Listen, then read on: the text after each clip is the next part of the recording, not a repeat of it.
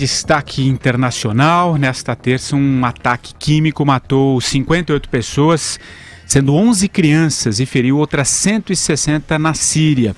O hospital que tratava dos feridos neste atentado também foi bombardeado. O Conselho de Segurança da ONU marcou uma reunião de emergência para tratar do uso de gás tóxico nesse ataque. A União Europeia acusou o regime sírio pelo atentado. Começo com você, Vera. Quem foi o autor desse ataque, dessa triste notícia aqui? Pois é, a situação da Síria já era um flagelo sem fim, né? A gente vê todos os dias as imagens de famílias destroçadas, crianças mortas, pessoas saindo desesperadas ali, hordas de refugiados que chegam à Europa e causam todos esses problemas que a gente já discutiu aqui algumas vezes no 3 em 1, mas a gente acaba ficando meio não tratando exatamente do que acontece com quem fica no território sírio, né? Com quem está submetido à guerra que existe entre o regime do Bashar al-Assad e o Estado Islâmico. A gente não sabe o que é pior aí entre as duas formas de tirania.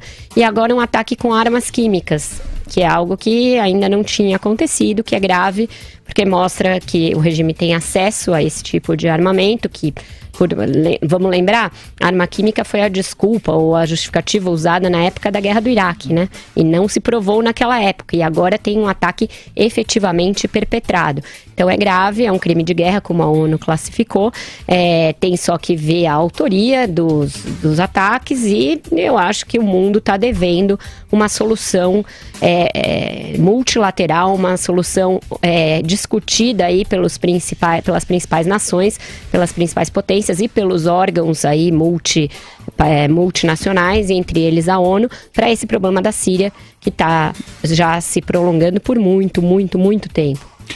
E você, Marcelo Madureira?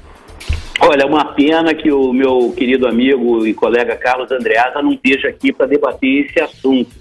Ele que critica tanto o Barack Obama, mas eu queria saber qual o tipo de reação o governo Trump vai ter nesse caso, porque os Estados Unidos, ele como líder mundial, principalmente nesse caso da guerra da Síria, da guerra civil da Síria, o enfrentamento do ISIS, tudo isso, os Estados Unidos têm um papel preponderante, e eu espero e aguardo do presidente Trump alguma manifestação, alguma ação importante e incisiva que o Andreasa sempre cobrava do Barack Obama. Mas eu não quero até polemizar aqui sem estar com o querido Andreasa aqui, porque não seria justo. Não sei também qual é a opinião da Vera sobre o assunto. Agora, é inadmissível hoje, em pleno século XXI, depois da Convenção de Genebra, que foi depois da Primeira Guerra Mundial, ou seja, há mais de 100 anos atrás, você ter um país, um Estado, lançar a mão de guerra química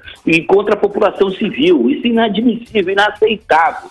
Né? Por isso que eu aguardo uma manifestação muito forte da comunidade internacional e principalmente dos Estados Unidos. A gente tem que resolver essa questão da Síria e essa questão do ISIS, isso rapidamente, não pode ficar assim não. Não acha não, Vera? O secretário de Estado norte-americano culpou o regime do Bashar al-Assad pelo atentado. Atribuiu, mas disse que aparentemente foi perpetrado pelo regime. Na verdade, os aviões que fizeram o ataque não eram identificados, eram aviões não identificados. Então, isso dificulta a gente imputar exatamente a responsabilidade. Mas outros governos também tendem a culpar o regime. Vamos ver qual vai ser a reação aí da ONU, dos Estados Unidos e das potências europeias a esse crime de guerra, essa coisa lamentável. O Trump, pelo menos, podia fazer um Twitter sobre isso, né? Ele que gosta tanto de twittar. Por hora não tweetou nada. Tweetado, não acha não? Pois é, por hora não falou nada. Principalmente porque a Rússia, aliada dele, é aliada do regime, né? Então cria um problema ali para ele, diplomático. Vamos ver como ele vai. Isso é interessante ver como os próximos dias, como ele vai reagir a isso.